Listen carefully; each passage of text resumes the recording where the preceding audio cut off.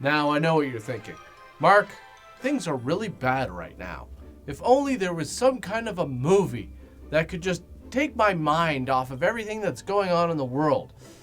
Well, I've got that movie. A movie that features a form of martial arts that combines karate with gymnastics. It's Gymkata! Hey guys, welcome back to the show, and I am very happy to tell you that this movie has everything that you're looking for. It's Gymkata, a movie from 1985 that breaks all the rules. It doesn't care about traditional movie stuff like good storytelling. No. It cuts right to the action, because that's really all you need in a movie. That and mullets that can kill. The movie starts with Jonathan finishing some sort of gymnastics performance.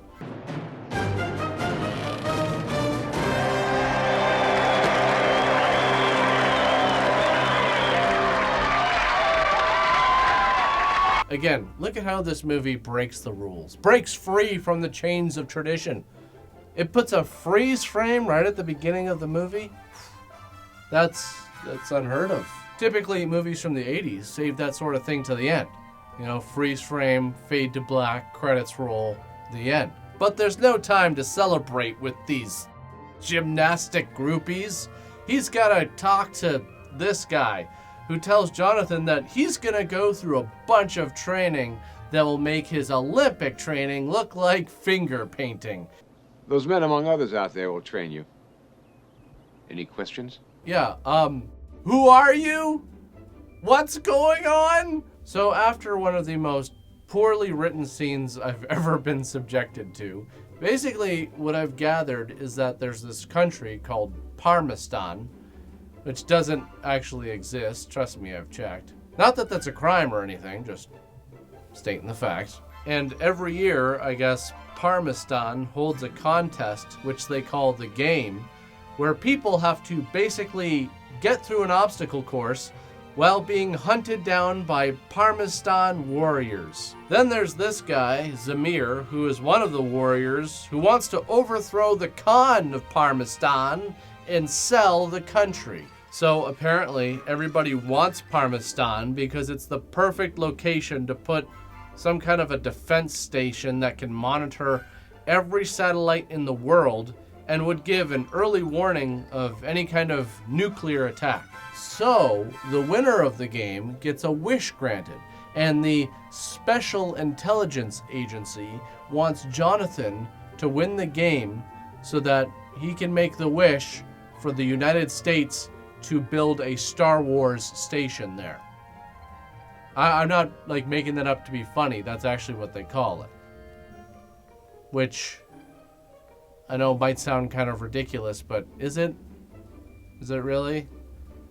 Is it that far-fetched? Oh, and by the way, if he loses, he dies. Just like his father, who apparently competed in the game once and disappeared, as we see through this flashback sequence. Which, quite honestly, I'm not surprised that he didn't make it. I mean, look at this inseam on these pants here. I'm not gonna hate on the color, I love that green, but look at that inseam. Are you kidding me, dude? Your entire range of motion is hampered wearing pants like those. Maybe if he would have worn anything else, you know, spandex, a good pair of jorts, maybe he would have won and his son wouldn't be in this situation right now. But no, he lost the second he pulled those pants out of the closet that morning. You gotta be able to achieve a range of motion that's basically akin to wearing nothing at all. All right, you need something like this. All right, you see this range of motion? Yeah, you need this all day. You think you're gonna be able to get this with that inseam? Yeah, think again, bro. So basically, the US government is relying on a gymnast to win a deadly obstacle course in a country that doesn't exist in order to secure early detection of nuclear strikes. That's the plot here. And I don't want to hear any humming or hawing or, I don't know, Mark, that sounds kind of stupid. No. That's the plot, all right? And you're going to see it's going to provide one hell of a ride. But I guess it's a good thing that they also have a secret advantage. They have the princess of Parmistan, somehow, and she's going to help him with his training. somehow. So they start training him in hand-to-hand combat, wood chopping, and walking up the stairs upside down. And I have to say, unless these things are part of the obstacle course, this kind of seems like a waste of time. And wow, I mean, look at this guy go. Yeah, I'm sure watching him do this blindfolded is really going to help. I'm just going to spoil this for you right here. This is not part of the obstacle course, and he never has to use these weapons. Ever. And check this out. He's learned how to quickly disarm someone with a knife by grabbing their wrist and taking the knife. I mean, wow, how could you ever defend against that? It was so quick. You know, unless you have two knives or just your other hand. That's just so sloppy. Just like, hey, give me, come on, just let go. Let go. Thank you. Yeah. What do you think of that? Whoosh. Like the wind. I really don't understand what the obsession is here with walking up the stairs on your hands. This is definitely the most suspenseful part of the movie, though, because, quite honestly, it feels like he could just pop out of those shorts at any second. I have to say, though, he does have the right idea. I mean, maybe if his dad was wearing shorts like those during the game, he wouldn't be dead. So he makes it up to the top of the stairs, and they celebrate by shaking his legs. But now comes the real test, seducing the princess. And the method that Jonathan uses? Doing flips and having a conversation with himself. Good morning, Jonathan. You're looking handsome as always. Did you sleep well?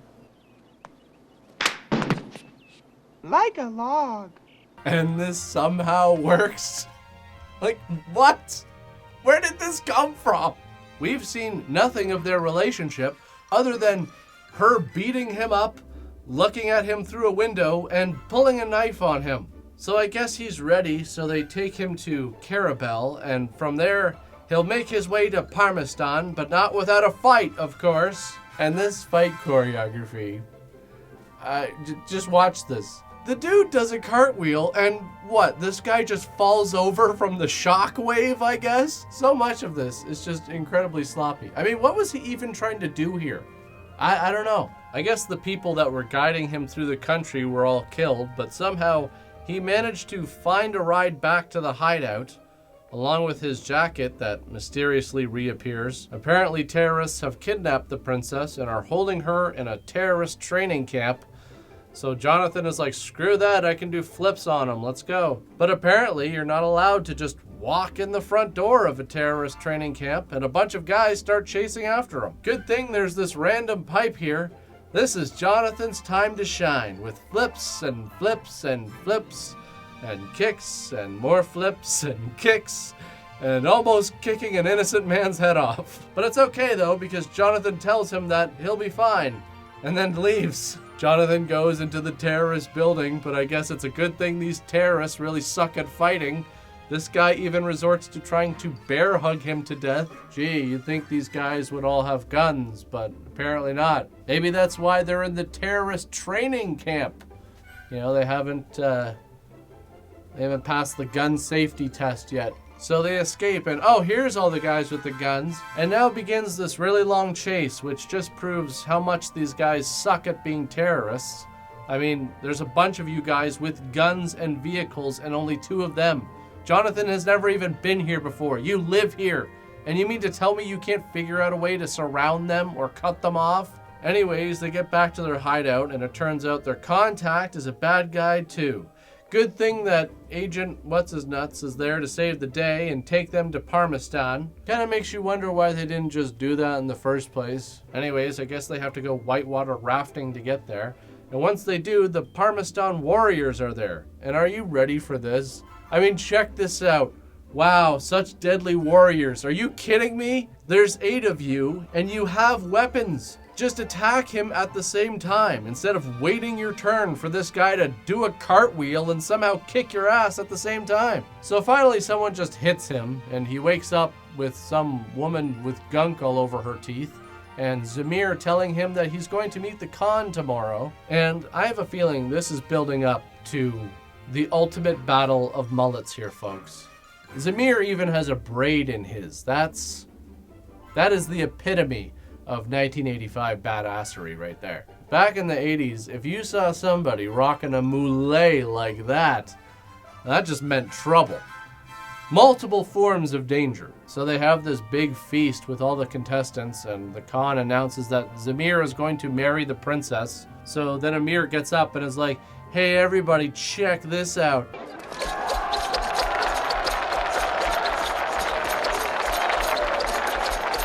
You'd think there would be a lot of intensity here, but the problem is we haven't really seen much of their relationship to even care. I mean, to this point, from what we've seen, most of their time together has been spent running away from bullets. So that night, Jonathan tells the old woman to take him to the princess with the most unthreatening tone possible. You will take me to the princess Rivali. And get a load of this. Once they get to the princess's room, he gives her the knife and tells her to tell the princess to meet him outside. What? What was the point of having her take you there?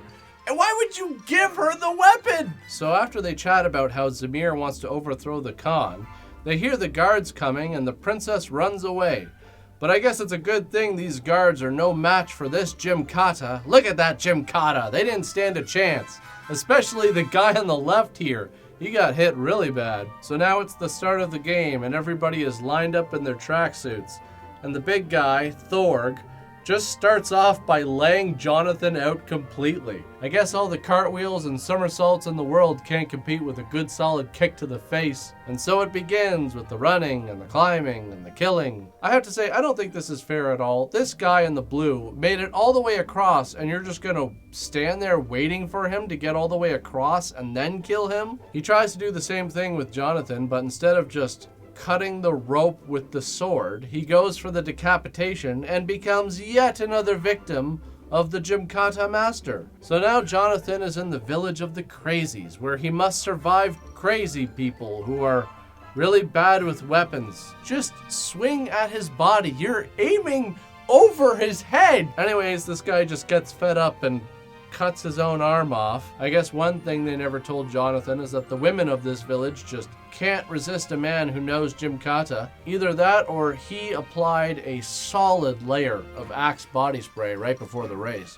Anyways, he fights off a bunch more crazies and sees some sort of statue and another guy who beckons to him. But it turns out this nightmare is only going to get worse, as this statue is actually just a clever disguise. And this man only wants Jonathan to help him look for the missing back half of his robe. I guess it just goes to show you never know when someone's gonna pull a Breen on you. You know? You think they're clothed, you think everything's all good, and then suddenly they just spin around and give you the ham. Anyways, Jonathan ends up surrounded by crazies, but it's a good thing that there's basically a concrete pommel horse right in the middle of town, and this is where we get to see a level of Gymkata that a god could only dream of possessing. Look at the spins, look at the kicks. This guy's dealing out gymnastic justice in perfect form. I mean, sure, any one of these people could just stab him with one of their many weapons, but I'm sure they're just totally mesmerized by this epic display of athleticism. And what's truly amazing about this whole thing is that it goes on for a while, but it never gets exciting or intense, really. So finally, Jonathan has had enough, and he's gonna get away from the mob with his best Gymkata move, pushing them out of the way. And suddenly, everything starts happening in slow motion, as if this is supposed to be dramatic, but it's not.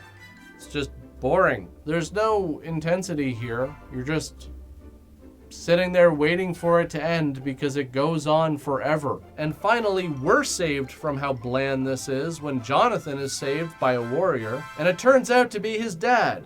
He tells him that he's still alive because when he fell, all of the trees broke his fall, and he was used as diplomatic bait. And looking back at the footage, yes, I can really see how all of the trees broke his fall.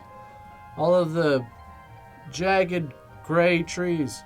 Anyways, in this extremely odd moment, they share what looks like a painful hug. It's great to see you. You'll never know. So now it's Jonathan's final stretch to the finish line, and he's gonna steal this guy's horse. Doesn't matter how fast this guy runs, you can never outrun a good flip. After a short chase, Jonathan decides it's time to stop running. It's time to fight. I mean, sure, Zamir has a sword, but it doesn't matter how sharp the sword is. It's no match for a good stick. After this experienced warrior somehow misses throwing his sword at someone 3 feet in front of him, the real battle begins. And I know what you're thinking. Mark, are we gonna get even more Gymkata action? Well, what do you think? Yes. Just check out this move. Sure, Zamir might have been expecting a flip, but not a flip plus a body throw. And then Jonathan follows it up by doing a cartwheel over him. See, he's not just hurting him physically, he's bruising his ego at the same time. He's stunting on him. Oh my God, a cartwheel turned into a backflip shockwave. How much more can this man take? And look at this. This must be the finishing move. He's gonna, well, just fall over, I guess, and snap his neck. Amazing. I expected very little, and I'm still disappointed. So Jonathan comes back into the city with his dad, and wow, okay, I guess that's the end of the movie. And as it says here, in 1985, the first early warning Earth station was placed in Parmistan for the U.S. Star Wars defense program. Well, kids, I guess it just goes to show. Get involved with gymnastics, because not only can it help you get physically fit and healthy, but maybe one day it'll be you who gets called upon by the US government to travel to a fictional country and compete in an underwhelming obstacle course while being pursued by deadly warriors in an effort to win the game and be granted a wish that you can use to help install an early warning detection against possible nuclear attacks for the US Star Wars defense program. Because that's just like the American dream, isn't it? But seriously, this whole Star Wars defense program was actually based on a real thing. The Strategic Defense Initiative was a proposed missile defense system intended to protect the United States from attack by ballistic strategic nuclear weapons. The concept was first announced publicly by President Ronald Reagan on March 23, 1983. So there you go. Really makes you think, doesn't it? Maybe this was all true. Maybe Gymkata is a real thing. Maybe out there, somewhere, there are people right now trying to harness the power that can come from combining gymnastics with karate. We can only hope that they will use that power for good. But ultimately, choice is out of our hands. This movie has been requested a bunch of times throughout the years, so I'm glad that I was finally able to get to it.